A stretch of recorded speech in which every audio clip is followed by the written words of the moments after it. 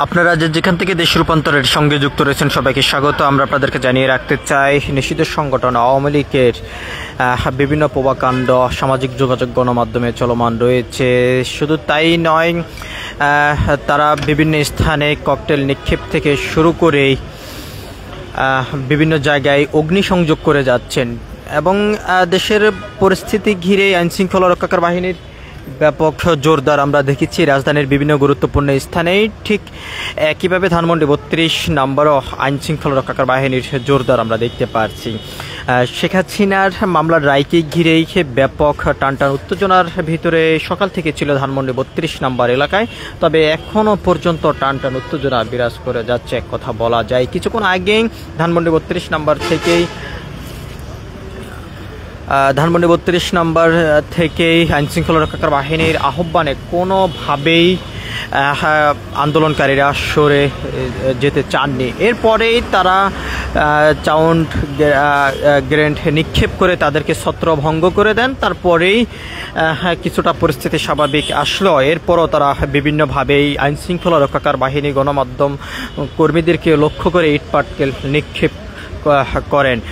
বেশ কয়েকজনকেই আইনশৃঙ্খলা রক্ষাকারী বাহিনী যদিও আটক করেছেন এবং তাদেরকে জিজ্ঞাসাবাদ করেছেন, পরে একটা পর্যায়ে তাদেরকে ছেড়ে দেওয়া হয়েছে, এমনটি কিন্তু আমরা দেখেছি। আমরা আপনাদেরকে ধানমন্ডি ৩২ থেকে সরাসরি যুক্ত হয়ে দেখানোর চেষ্টা করছি। কঠোর নিরাপত্তার চাদরে ধানমন্ডি ৩২ নম্বর শেখ মুজিবুর রহমানের বাড়িটির রয়েছে। আমরা আপনাদেরকে একটু দেখানোর চেষ্টা করছি। যদি ভিতরের চিত্রটির বিষয়ে আমরা আপনাদেরকে জানিয়ে রাখতে চাই, পুলিশের পাশাপাশি বিজিবি, সেনাবাহিনী, র্যাব থেকে শুরু করে বিভিন্ন আইনশৃঙ্খলা রক্ষাকারী বাহিনীর সদস্যরা ভিতরে রয়েছেন এবং কঠোর অবস্থানে রয়েছেন সকাল থেকে। শুধু সকাল থেকে নয়, গতকাল থেকেই আইনশৃঙ্খলা রক্ষাকারী বাহিনীর সদস্যরা বিভিন্ন গুরুত্বপূর্ণ স্থানে টহল থেকে শুরু করে অবস্থান করেছিলেন এবং সন্দেহমূলকে বিভিন্ন গাড়িতে তারা তল্লাশি চালিয়েছেন।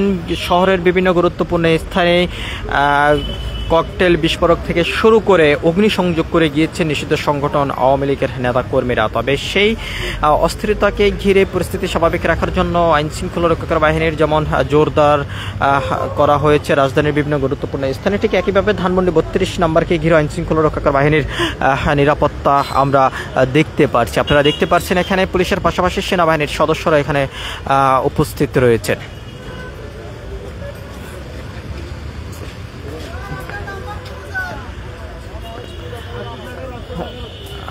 আমরা আপনাদেরকে দেখানোর চেষ্টা করছি সরাসরি ধানমন্ডি ৩২ থেকে যুক্ত হয়ে। এখানে আইনশৃঙ্খলা রক্ষাকারী বাহিনীর পুলিশ সদস্যদের পাশাপাশি সেনাবাহিনী, বিজিবি, র্যাব থেকে শুরু করে সাদা পোশাকধারী আইনশৃঙ্খলা রক্ষাকারী বাহিনীর সদস্যরা কাজ করে যাচ্ছেন।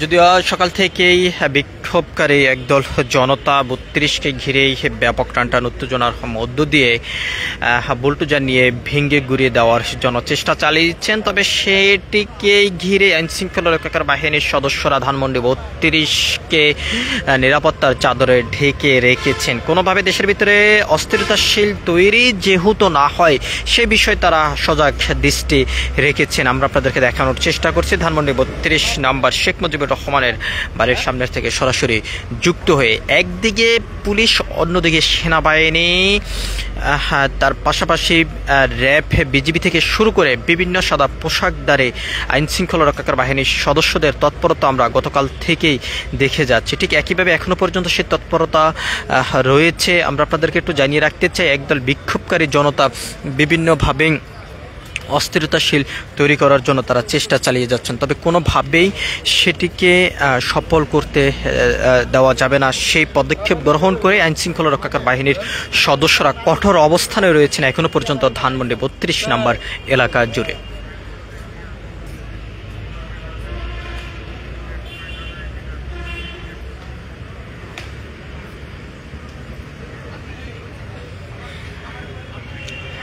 দর্শক, আপনারা যেখান থেকে দেশ রূপান্তরের সঙ্গে যুক্ত রয়েছেন সবাইকে স্বাগত। আমরা আপনাদেরকে জানিয়ে রাখতে চাই, সাবেক সরকার স্বৈরাচার শেখ হাসিনার মামলার রায়কে ঘিরে দেশের বিভিন্ন স্থানে ককটেল বিস্ফোরক অগ্নিসংযোগ করে গিয়েছে নিষিদ্ধ সংগঠন আওয়ামী লীগের নেতা কর্মীরা। তবে সেটিকে ঘিরে ঢাকার বিভিন্ন স্থানে আইনশৃঙ্খলা রক্ষাকারী বাহিনীর ব্যাপক জোরদার নিরাপত্তা আমরা দেখেছি। ঠিক একইভাবে ধানমন্ডি ৩২ নম্বর এবং আন্তর্জাতিক অপরাধ ট্রাইব্যুনাল থেকে শুরু করে বিভিন্ন গুরুত্বপূর্ণ স্থানে গতকাল থেকে আইনশৃঙ্খলা রক্ষাকারী রক্ষাকারী বাহিনীর সদস্যদের ব্যাপক তৎপরতা টহল আমরা দেখেছি। ঠিক একইভাবে এখনও পর্যন্ত ধানমন্ডি 32 নম্বরে কঠোর অবস্থানে রয়েছেন আইন শৃঙ্খলা রক্ষাকারী বাহিনীর সদস্যরা।